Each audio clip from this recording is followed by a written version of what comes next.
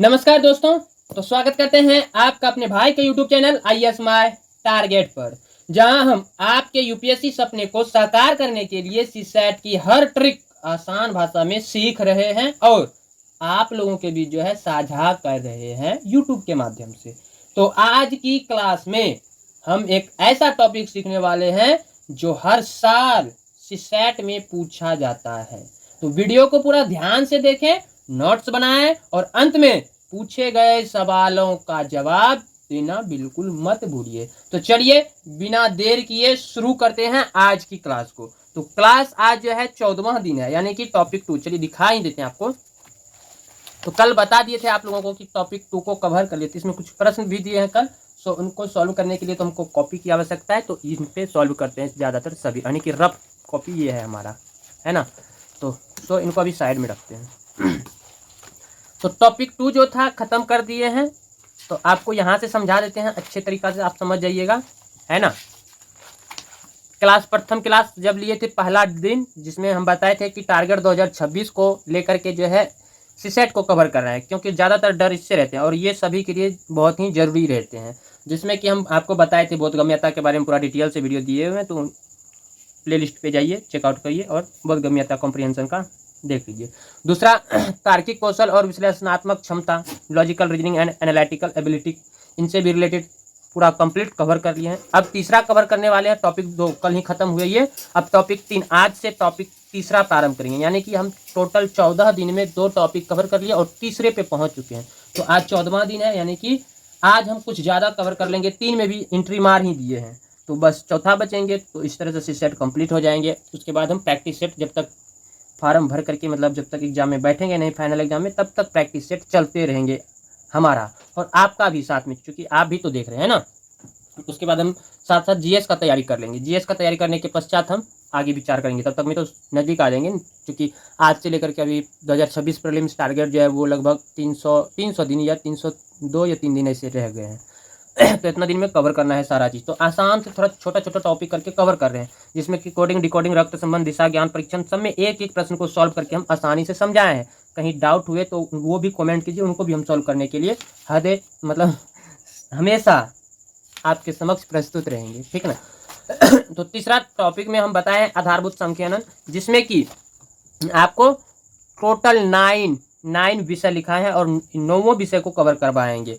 और पहला जो है संख्या प्रणाली, नंबर सिस्टम, इसमें से कुछ उप विषय आते हैं, जैसे प्राकृतिक, पूर्ण संख्या, पूर्णांक, स्थानीय मान, भाज्यता के नियम, ये सब LCM SCF जो भी है, परिमेय अपरिमेय, इस सभी को कवर करेंगे। तो आज हम इन्हीं पे चर्चा करेंगे, है ना। तो चलिए शुरू करते हैं। क्लास शुरू करने से पहले कुछ होमवर्क दिए हैं, यदि दिए होंगे तो ज़रूर मेरे नोट्स कॉपी में तो होंगे ही। तो ये आज की क्लास देखिए, अभी आधा ही किया, मतलब इनको 2 भाग में करेंगे। आज का जो क्लास है ये फर्स्ट भाग है, कल दूसरा भाग आ जाएंगे, जिसमें कि इनका संख्या प्रणाली, नंबर सिस्टम कंप्लीट हो जाएंगे, है ना। तो इससे पहले होमवर्क स्वरूप क्या दिए थे, 3 प्रश्न दिए थे निगमन से। कौन से? निगमन से, जिसमें कि आपको बताए थे वेन आरेख, है ना। वेन आरेख का उपयोग करना पड़ता है, खास करके न्याय निगमन के लिए। तो निगमन से बहुत कम मात्रा में ही प्रश्न कर सकते हैं, प्रत्येक साल 2-3 प्रश्न पूछ ही देते हैं। तो अब की बार भी निगमन से प्रश्न पूछे हैं, तो आप सिर्फ डायग्राम समझ जाइए, उसके बाद डायग्राम में कुछ भी प्रश्न करेंगे तो आप आंसर इजीली दे पाइएगा, है ना। तो चूंकि PYQ सॉल्व किए हैं, आप लोग भी देख लीजिएगा। तो आगे बढ़ते हैं। इसलिए हम ज़्यादातर जब भी कोई पूछते हैं, खास करके इन एग्ज़ाम के बारे में, उनको हम ज़्यादा सबसे पहला सजेशन यही देते हैं, क्योंकि आप ग्रेजुएशन तक आ चुके हैं, तो आप कुछ क्या बहुत ज़्यादा अनुभव हो जाते हैं, तभी तो आप अपने माइंड में डिसाइड करते हैं कि हमको यही चीज़ करना है, ये चीज़ करना है। तो आप हर चीज़ से थोड़ा थोड़ा करके सामर्थ्य होते हैं। तो इसलिए आप पहले PYQ को लगाइए। भले ही मान लीजिए आपको नहीं आते हैं, किसी का सहयोग लेकर के, बहुत सारा यूट्यूब पे वीडियो अवेलेबल है, उन्हीं का सहयोग लेकर के जब आप PYQ को सॉल्व कर लीजिएगा, और सिर्फ देख करके सॉल्व नहीं, जब तक लिखिएगा नहीं तब तक आपके माइंड में सेट नहीं होगा। जैसे आप लिखना शुरू कीजिएगा तो माइंड सेट बन जाएंगे कि क्या क्या पूछ रहे हैं और ये सब कहाँ से आएंगे। तो इस तरह से टॉपिक क्लियर। तो जितना हम पढ़ रहे हैं, ना तो किसी कोचिंग संस्था ज्वाइन किए, ना कहीं, बस PYQ सॉल्व किए। आप लोगों को देख ही रहे हैं, PYQ सॉल्व किए फिर गिर गए, है ना। टॉपिक अपने ऑटोमेटिक माइंड अपने कहने लगते हैं कि ये टॉपिक, हाँ ये सही है, ये सही, खुद बस उनकी मतलब माइंड जो बता रहे हैं उनके डायरेक्शन पे चलिए, हो गया। तो देखते हैं आगे परिणाम क्या होता है। बस खुद से स्टडी कर रहे हैं और आप लोगों के बीच साझा कर रहे हैं जो भी करते हैं।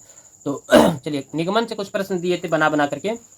अब आप लोग सोचते होंगे कितना प्रश्न बनाने में इतना समय देते हैं, तो चूँकि आप लोगों को बता दें कि हम 8 घंटा ड्यूटी करते हैं, तो ड्यूटी पे जो है ड्यूटी के दरमियान ही पढ़ने का मौका मिलते हैं, तो वहीं पे हम प्रश्न सब तैयार कर लेते हैं, ताकि सुबह शाम हमको इतना प्रश्न का लोड ना पड़े, ताकि आप लोग को यहाँ साझा करने में कोई परेशानी ना आए। उसके बाद बाकी टाइम अपना नोट्स बनाइए, कवर कीजिए, ये सब चलता रहता है। हमारा दिनचर्या देखिएगा बहुत अजीब है, तो ये दिनचर्या जरूर बताएंगे। उससे पहले प्रश्न की ओर बढ़ते हैं। पहले आप लोग सपोर्ट कीजिए, सारा चीज़ बताएंगे, ये इतना समय नहीं लगते हैं इसमें, ठीक ना। पढ़ाई जितना कम दीजिएगा तो अपने हिसाब से दीजिए, कम भी दे रहे हैं यदि अपना पूरा माइंड के साथ दे रहे हैं तब तो बहुत ही ईजी है, तब ईजी प्रश्न समझ जाइएगा आराम से। यदि नहीं पढ़ रहे हैं तब तो कठिन है। तो देखिए प्रश्न क्या था। प्रश्न जो है यहाँ पे दिखा रहे हैं और पुनः नीचे कर लें। प्रश्न कह रहे थे, और सॉरी ये तो प्रश्न यहाँ से है ना, अभ्यास प्रश्न। निर्देश दिए गए हैं कि कथनों को सत्य माने भले ही वे सामान्यतः ज्ञात तथ्यों से भी, यानी कि निगमन में आपको कल के वीडियो में समझाए थे, कुछ भी कह रहे हैं तो उनको सही मानना है। यदि वो कह रहे हैं आम, यदि आपके पास मान लीजिए मेरे पास ये पेन है और कथन में एग्जामिनर कह रहे हैं कि ये पेन नहीं है ये प्लास्टिक है, तो हमको मानना है ठीक है भाई ये प्लास्टिक ही है, ठीक ना। यदि वो कह देंगे ये कॉपी है तो हमको कॉपी ही मानना पड़ेगा इसको, यही तो निगमन है। तो उन्हीं के अकॉर्डिंग प्रश्न है, इसमें आपका सहनशीलता, एक तरह से कह सकते हैं कि जब इस तरह का सिचुएशन आएगा तो आपका सहनशीलता चेक किया जाता है ना। तो इसी वजह से मेरे ख्याल से जहाँ तक मतलब अभी तक में अनुभव आ रहे हैं, तो मेरे ख्याल से यही हो सकते हैं। बाकी क्या है तो बहुत सारा यूट्यूब अवेलेबल वीडियो है, देख लीजिए, आप समझ लीजिए, है ना। तो देखिए प्रश्न एक में पूछे थे आप लोगों से, कथन एक दिया हुआ है। कथन एक का कहना है कि कुछ फल जो है सब्जियां हैं। मान लीजिए एक सर्कल बनाते हैं, ये सर्कल जो है किसका हो गया, फल का, फल है ना, फल का हो गया। अब कह रहे हैं कुछ, यानी कि थोड़ा सा फल जो है वो सब्जियां भी है, यानी कि एक सर्कल सब्जी का भी है, तो सब्जी का कुछ लगा हुआ है तो थोड़ा इसको ऊपर से आएंगे, है ना। तो ये वाला पूरा मतलब सर्कल जो हो गया ये किसका हो गया, सब्जी का, है ना। अब यहाँ पे जो ये कुछ है, ये कुछ ही क्या है, कुछ फल भी है और कुछ सब्जी भी है, यानी कि दोनों है ये, है ना। ये जो गोलाकार में है ये दोनों है, बीच वाला हिस्सा, इसमें फल भी है और सब्जियां दोनों मिक्सिंग है, ठीक ना। अब वही दूसरा कथन कह रहे हैं सभी सब्जियां जो है खाद्य पदार्थ है, तो यानी कि यहाँ पे इनका कहना है सभी सब्जियां जो है खाद्य पदार्थ है। अब दूसरा खाद्य पदार्थ की बात हो रहे हैं, खाद्य पदार्थ, और खाद्य पदार्थ में क्या कह रहे हैं, सभी सब्जी, मतलब इनका ये हुआ कि ये जो सर्कल है सब्जी का, इसी पे एक और सर्कल चढ़ा हुआ है, यानी कि कह सकते हैं इस पे एक और सर्कल है जो कि वो खाद्य पदार्थ का, यानी कि सभी कह रहे हैं ना। यदि कुछ कहते तो इसमें भी तब कट जाते, है ना। यदि आधा कहते तो आधा काट देते हम, कुछ कह रहे हैं तो यहाँ पे सभी लिखा है, यानी कि ये पूरा सर्कल पे एक और सर्कल चढ़ा हुआ है जिसका नाम है खाद्य पदार्थ का, ठीक है। अब प्रश्न को सॉल्व करना है, तीनों हम यहाँ डिनोट कर दिए। अब क्या कह रहे हैं, तो ये देखिए निष्कर्ष में, निष्कर्ष एक कह रहे हैं कि कुछ फल जो है खाद्य पदार्थ है। तो अब यहाँ पे देखिए कुछ फल, यानी कि थोड़ा सा जो फल है वो खाद्य पदार्थ है, तो यहाँ कुछ फल सब्जियां हैं, तो सब्जियां में एक और सर्कल चढ़ा हुआ है जो कि खाद्य पदार्थ का है, इसका मतलब यहाँ पे खाद्य पदार्थ भी मिला हुआ है, इसमें तीनों मिला हुआ है, फल सब्जी खाद्य पदार्थ, तो इसका मतलब कथन एक क्या हो जाएंगे, सही हो जाएंगे। कथन एक क्लियर है। अब कथन दूसरा देख लेते हैं, यानी कि निष्कर्ष। अब ये कह रहे हैं कुछ खाद्य पदार्थ सब्जियां हैं और कुछ ये खाद्य पदार्थ जो है सब्जियां हैं, बिल्कुल ये पूरा तो इसी पे है, कुछ क्या पूरे ही हो जाएंगे, है ना। पूरे खाद्य पदार्थ जो है सब्जी ही है, ऐसा कहा भी है, सभी सब्जियां खाद्य पदार्थ है और कुछ खाद्य पदार्थ सब्जियां, बिल्कुल सही है। इसका मतलब कथन निष्कर्ष दो भी क्या है, सही है। तो इसका मतलब ऑप्शन अब देखते हैं, केवल एक नहीं होंगे, केवल दो नहीं होंगे, निष्कर्ष एक और दो दोनों निकलते हैं, बिल्कुल दोनों निकल रहे हैं, इसका मतलब दोनों इनका सही जवाब है। क्लियर, इनका सही आंसर सी। तो अब बताइए आप लोगों को कहीं कोई डाउट है तो पूछ सकते हैं।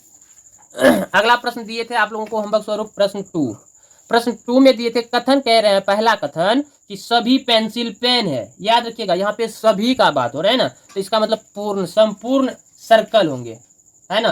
तो संपूर्ण सर्कल बना दिए, एक सर्कल बना दिए, ये सभी जो है पेंसिल पेन है, यानी कि पेंसिल। अब प्लस आप लिख देंगे तो आप तो समझ जाइएगा कि दूसरा सर्कल भी चढ़ा हुआ है, तो सभी पेंसिल प्लस पेन है, यानी जितना भी पेन है पेंसिल, यानी कि एक डब्बा है, उसी डब्बा में पेंसिल पेन सब मिला हुआ है। ठीक है। और दूसरा कथन कह रहा है कोई पेन इरेजर नहीं है, यानी कि ये जो पेन है और एक सर्कल है, तीसरा सर्कल है कौन, इरेजर का, इरेजर है ना। अब बताइए ये इरेजर तो अलग है, ना तो पेन में टच हो रहे हैं ना पेंसिल में टच हो रहे हैं, यहाँ कथन यही है ना। सभी पेंसिल पेन है तो सभी पेंसिल पेन प्लस हो गए, यानी कि दो सर्कल इसी पे चढ़ा हुआ है, और तीसरा सर्कल जो है इरेजर का है, तो कोई पेन इरेजर नहीं है, तो बिल्कुल इनसे अलग बना दिया एक सर्कल इरेजर का।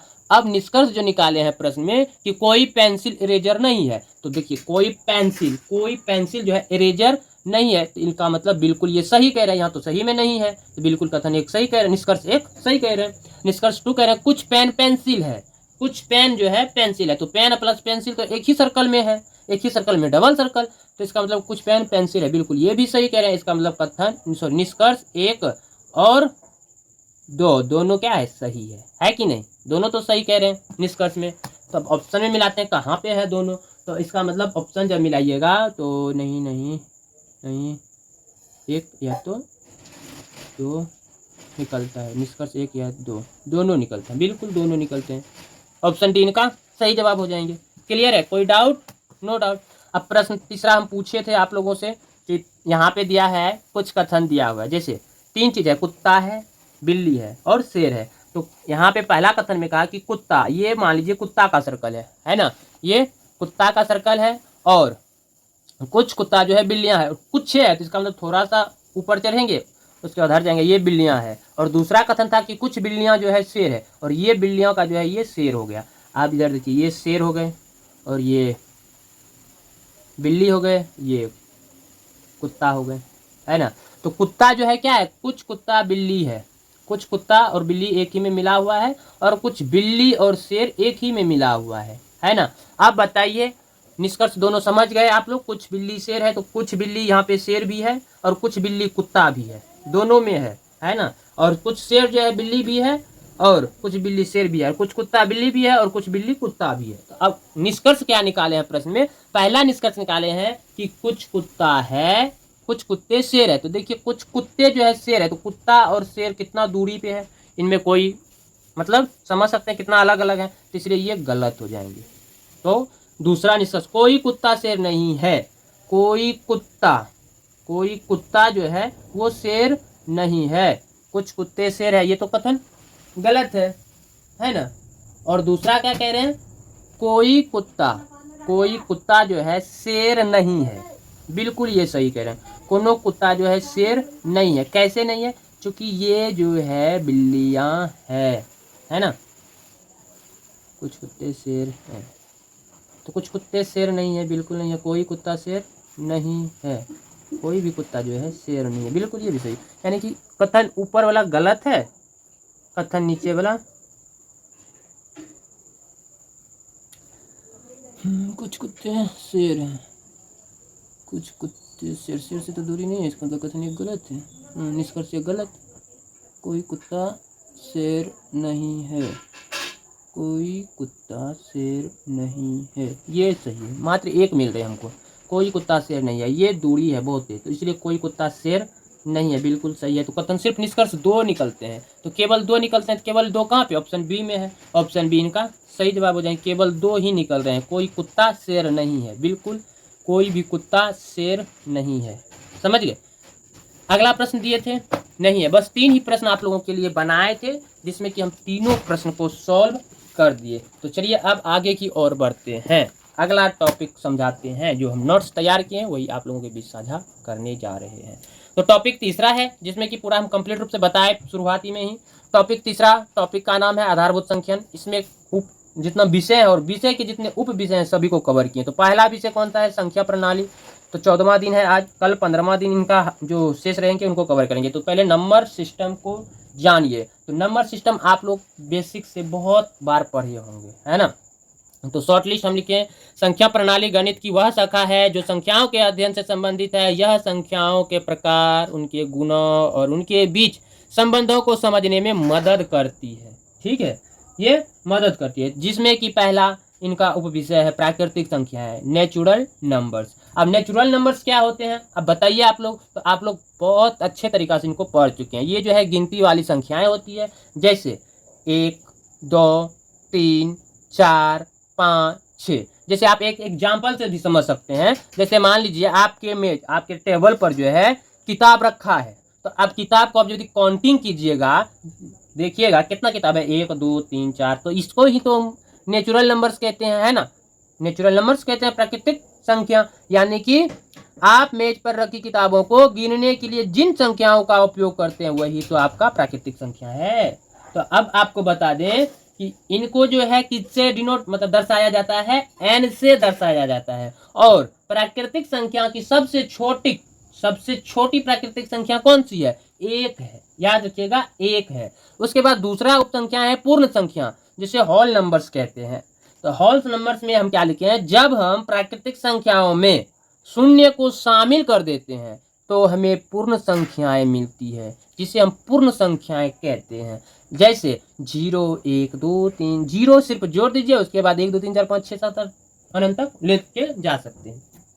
तो इन्हीं को तो हम होल नंबर्स कहते हैं, होल नंबर्स तो पूर्ण संख्याएं कहते हैं, ठीक है। जैसे एग्जाम्पल में दिए हैं, एग्जाम्पल में दिए हैं, यदि आपके पास कोई किताब नहीं है तो आप क्या कहिएगा, कुछ नहीं है तो क्या है, 0, कुछ नहीं है तो 0। यानी कि यदि आपके पास कोई किताब नहीं है तो आप कह सकते हैं कि शून्य है, मेरे पास कुछ नहीं है, कुछ नहीं ही 0 का उपयोग करते हैं उस टाइम, है ना। तो इन्हीं को हम पूर्ण संख्या कहते हैं। और इनको जो है इनको W से डिनोट किया जाता है, यानी कि W से दर्शाया जाता है। और सबसे यदि बात करें छोटी होल नंबर्स की, पूर्ण संख्याएं की, तो वो कौन सा होगा, इसमें शून्य ऐड हुए, तो एक से तो छोटा शून्य है, तो एक किसका हो गया, नेचुरल नंबर्स का, और होल नंबर का शून्य हो गया।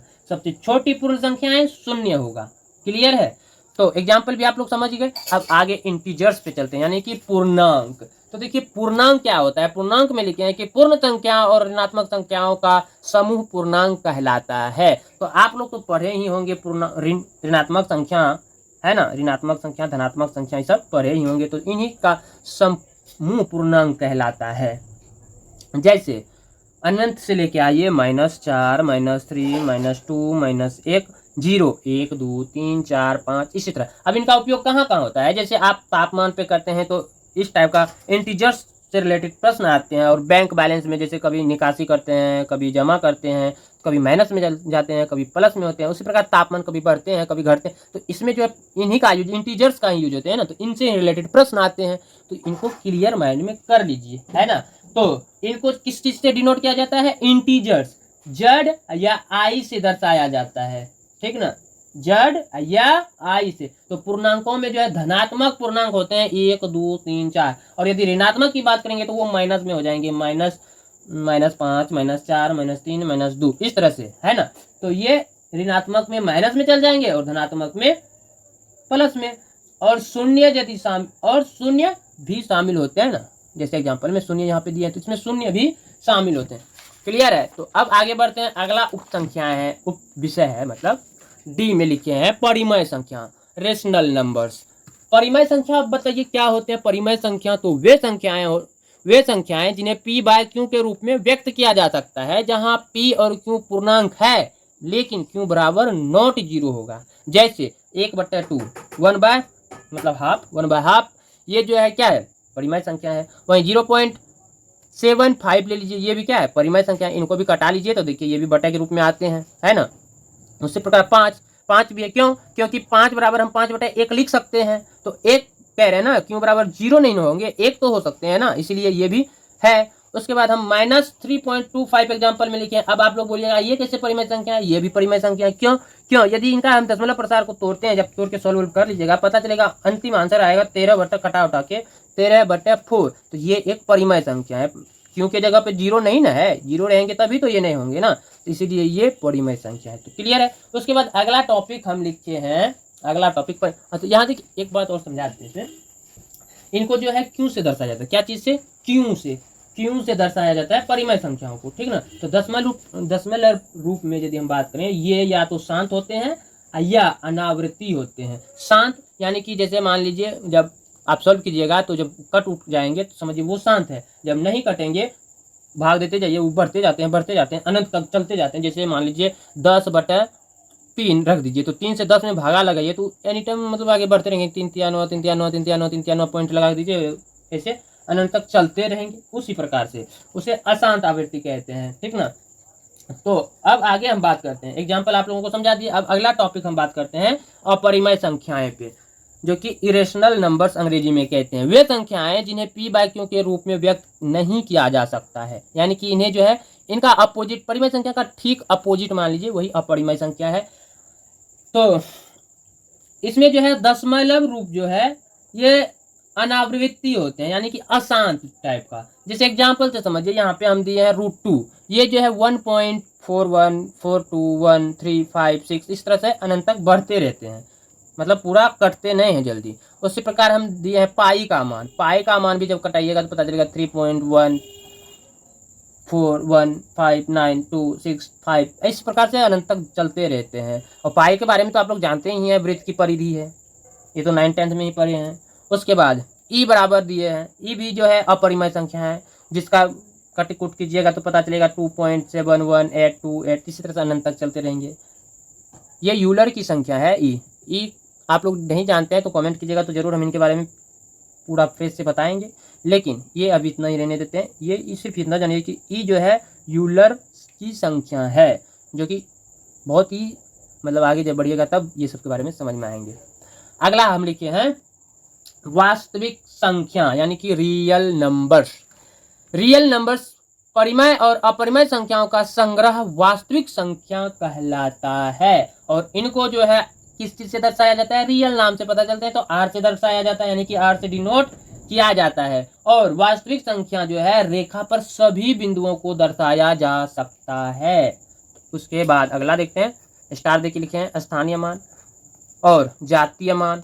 तो ये किसी संख्या में अंकों के महत्व को समझने के लिए महत्वपूर्ण अवधारणाएं है। उसके बाद हम लिखे हैं जातीय, यानी कि ये दोनों को समझना होगा ना, यहाँ स्टार दिए है ना, एफ के बाद एच, जितना भी उप विषय है सभी को कवर करेंगे। इनसे थोड़ा बहुत आते हैं, ऐसा नहीं कि इनसे प्रॉपर, तो आपको बताएंगे जब सेट मारेंगे तो बताएंगे कौन कौन सा ज़्यादा इंपॉर्टेंट है, बस आपको ये पूरा समझा रहे हैं मैथ को। उसका जातीय मान में किसी अंक का जातीय मान उसका स्वयं का मान होता है, चाहे वह किसी भी स्थान पर हो, उस अंक का तांत्रिक मूल्य है। जैसे कॉपी हटा दिए हैं, तो जैसे लाइक मान लीजिए, हाँ यहाँ पे एग्जांपल लिखे हैं 548 लिखे हैं, तो 8 जो है इनका जातीय मान है। जैसे मान लीजिए 4 क्या है, 4 ही इनका जातीय नाम, सिर्फ 4 ही होंगे। दहाई इकाई दहाई स्थान पे 4 है, तो ये तो इकाई दहाई करेंगे तो दूसरे स्थान पे, तो यानी कि 4 गुना 10 करेंगे तो ये तो स्थानीय मान में चल गए, लेकिन 4 का 4 ही जातीय है, इनका यही जात है ना, यानी कि जो अंक जो रहेंगे उनका वही जात है, तो इसको जातीय मान कहते हैं। उसके बाद हम स्थानीय मान निकालते हैं, ये दोनों साथ ही रहते हैं, ये दोनों का साथ ही ज़्यादातर यूज रहते हैं। तो कल के वीडियो में स्थानीय मान को समझाएंगे, तो वहाँ पे कुछ बताएंगे भी। तो ये चैप्टर अभी क्लियर नहीं हुए हैं, जैसे क्लियर होंगे तो इनका होमवर्क हम आप लोगों के बीच रखेंगे। तो अभी ये क्लियर नहीं हुए हैं अभी, और इसमें एच और आई भी चलेंगे, जिसमें कि आई आएंगे कौन सा, तो एच स्थानीय मान निकाल देंगे, उसके बाद आई में आ जाएगा आपका शायद कौन सा बताए थे यहाँ पे, शुरू में तो सब बता ही दिए हैं कौन कौन सा पढ़ना है।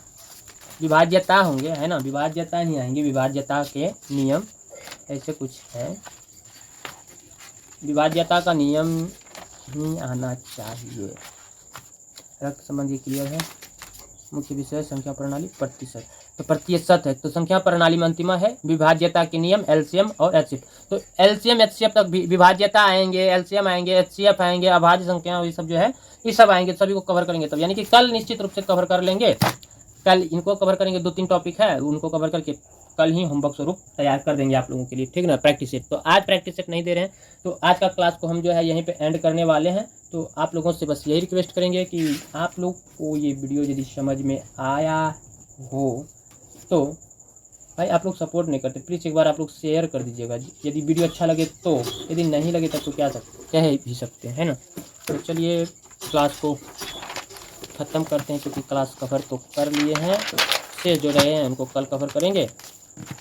टाइमिंग भी आज थोड़ा ज़्यादा ही ले लिए, है ना। तो दोस्तों आज का टॉपिक आपको कैसा लगा कमेंट में ज़रूर बताइएगा। यदि वीडियो पसंद आया हो तो लाइक, शेयर और चैनल को सब्सक्राइब जरूर कर लीजिए ताकि यूपीएससी की तैयारी में कोई कमी ना रहे। आज के दिए गए सवाल, जो सवाल तो हालांकि नहीं दिए हैं, फिर भी सवाल कल देंगे। तो आज के जो टॉपिक पढ़ाए हैं, यदि आपको कहीं समझने में परेशानी आए तो कमेंट करके पूछ सकते हैं ताकि हम अगले वीडियो में सही से उनको समझा पाएँ। ठीक है, तो मिलते हैं अगले वीडियो में यूपीएससी की नई ट्रिक और नए टॉपिक और नए सवालों के साथ। तब तक पढ़ते रहिए, अभ्यास करते रहिए और अपने आईएएस बनने के सपने को साकार करने में जुटे रहिए। याद रखिएगा, प्रैक्टिस तब तक नहीं रुकेगी जब तक सिलेक्शन नहीं मिलेगा। जय Hind, all the best UPSC 2026 के वॉरियर्स।